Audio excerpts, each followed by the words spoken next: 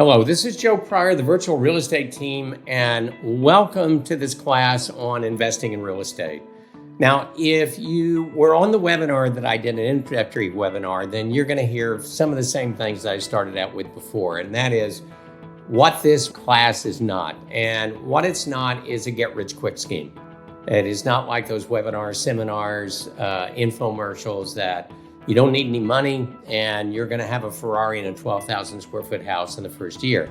Those are false promises. That is not the way it works, and that is not what this series is about. Extensively, we want to go into all the details about creating wealth in the long term. And in that particular respect, I think it's important to know who you're dealing with. Who is this? Who is Joe Pryor? Well, I'm in my 35th year of selling investment real estate. That's me with the toy poodle Marcel. He's in a lot of my pictures. The reason I'm still buying real estate investments and still selling it is because the little guy needs a lot of organic food, and there's a lot of mouths to feed these days. So he's kind of a motivating factor. But also I've been in the process of almost hitting 3,400 homes sold in that almost 35-year career. And so a lot of practical experience here is going to be given to you about every detail of what goes into a real estate investment, how to prepare for it, how to get it, and how to handle it after the sale, and possibly even have to maybe selling it at some point. I have both residential and commercial expertise. I've been trained extensively for years and years in this. So there's a lot, not only experience, but there's a lot of training that needs to go on with investment real estate. You need a specialist, and we're going to talk about that later. But I've also been very much involved in the real estate industry. It is something that has been very good to me. It's something that I've given back. I've been the president of my state association, been a state realtor of the year, been a president of my local board, and been the realtor of the year there. I've also worked with the National Association of Realtors in being committee heads, as well as being a regional vice president for NAR in 2016. I've also been certified as a real estate teacher by the Oklahoma Real Estate Commission. I've taught a lot of classes in the past about marketing, about investing, and so this is something I really enjoy doing. And I hope you get a lot out of this. I hope there's things that are really going to help you. I think it's always important to start with this question.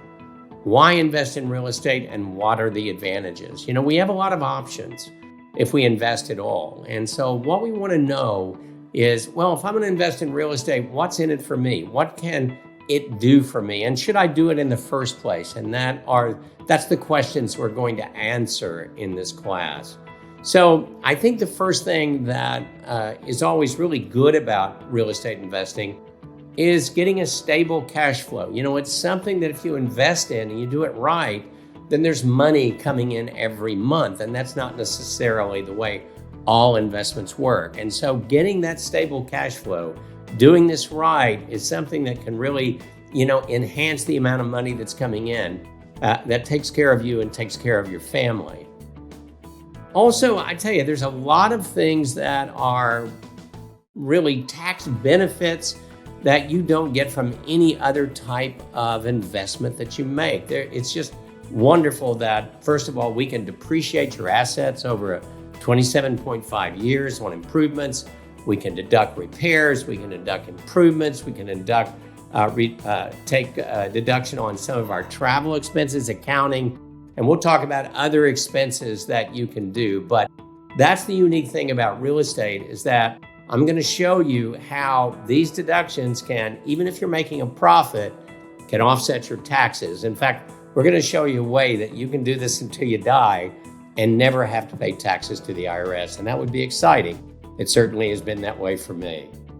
We also want to talk about appreciation and what appreciation means. That when you hold on to a real estate property, and this is an example of buying a property in year one at $329,000. We'll talk about compound interest, but look at the end of 10 years, what the ending balance is here, with just a normal amount of increase every year, that asset becomes $535,000, almost $536,000. And this is without your deductions, it's without your positive cash flow. So real estate can really build your wealth.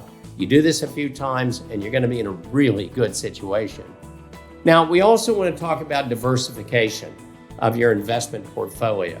We're going to show you about buying single-family homes, small multifamily homes, and apartment buildings. But, the thing is that I would be self-serving if I said that's all you need to do is invest in real estate. There's a stock market, there's high-yield savings. I invest in everything. I have a very large investment portfolio in real estate, but I do hold stocks, I do high-yield savings. So, the situation is we want to work with your tax professional. We want to work with your investment specialist in terms of the overall person that's helping you build wealth. But real estate, I think you're going to find when you finish this course, it's going to be a big part of the earnings that you have and the wealth that you create. A thing that I really like about real estate, it's a bricks and mortar thing. In other words, if I invest in a stock, I really can't see it. I can look it up every day and see what it's doing. But if you own a real estate property, you can go up and touch it. It's real. And the other thing about it is it's a one-on-one investment. In other words, you may invest in a stock with millions of other people, hundreds of thousands of other people, but this is yours. This is a one-on-one investment. The other thing is we always worry about what we invest in. What's the value of it? Is it really worth what I paid for it? Well, there's a lot of different ways that you can verify what the value is of any property that you're buying or any time that you own it. One of which, of course, you're all aware of is an appraisal. An appraiser goes in there and says, based on the market value that I see out there right now, this is what this property is worth. It's worth what you paid for, or it's worth more than you paid for. And so that's one way you can do it. You can go to tax records in the county, wherever state that you're in. You can say, okay, this is the taxable value of this property, or down the road, 5 years, 7 years down the road. You may ask the realtor that you've dealt with, can you give me the current value on this property? And what he can do is go to that specific neighborhood, go within about 20% of the square footage, something very, very similar to yours, and say, based on the current market, this is what this property is worth. So one of the things about real estate that's great, it's real and it's verifiable. The other thing is everybody's got to live somewhere.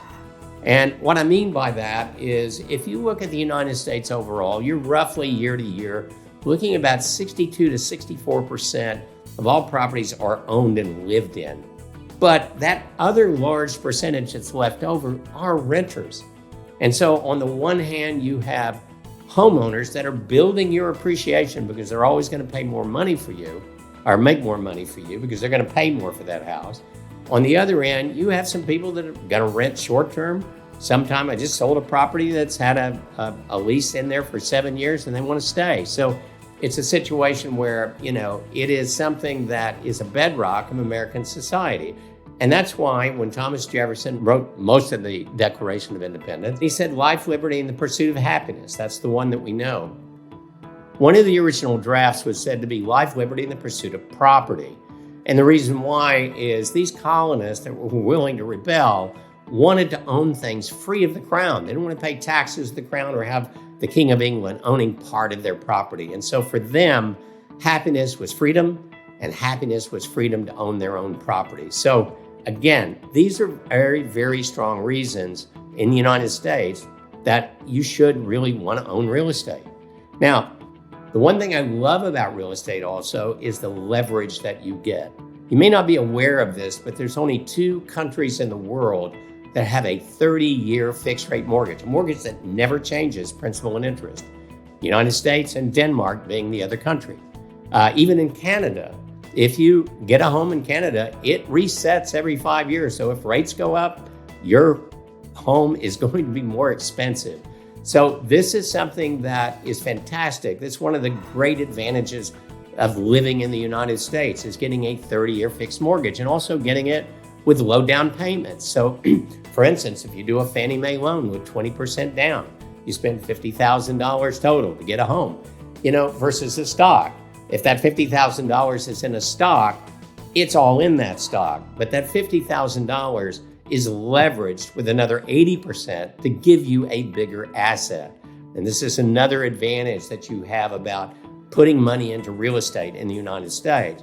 And I'm even going to show you in the class how you can buy certain kind of properties with a zero down payment. No, not that crazy thing I talked about in the info commercials or the webinars and seminars, but a VA loan. If you're a veteran, I'm going to show you how you can own a property that is also an investment property.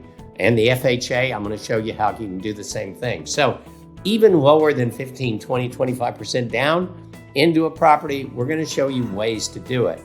And if you analyze the top 1%, this is the way that they invest.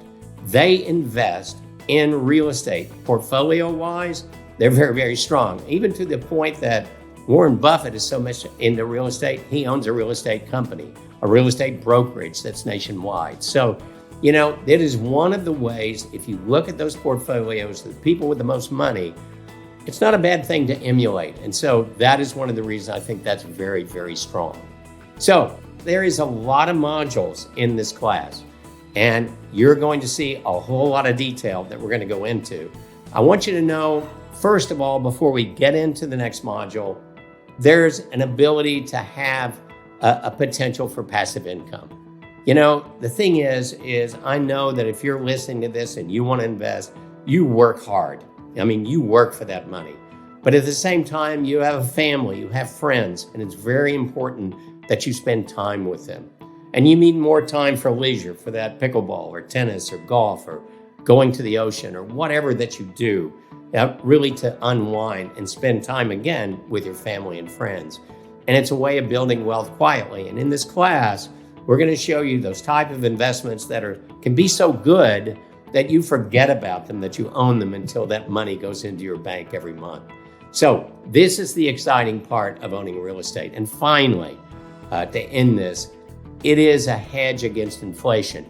Even a year ago, when inflation was running at 9%, our investors that we sold were in double digits with their return on investment annually. And what that means is it's even with high inflation, they were making money on their money instead of losing it to inflation. In fact, as I do this webinar, as class, then it's 3%. And so you can make even more money on your money. And we're going to show you how we compute that return on investment. It's a great inflation hedge. So thank you for listening to these first couple of modules. And what we're going to start out with next is risk. And the reason why we're going to do this up front is because anybody that tells you that investing is without risk, again, they're not telling you the truth. Anytime you put your money out for something, there's risk involved. And what we want to do is tell you how you minimize that risk. So stay tuned, and we're off to the next module.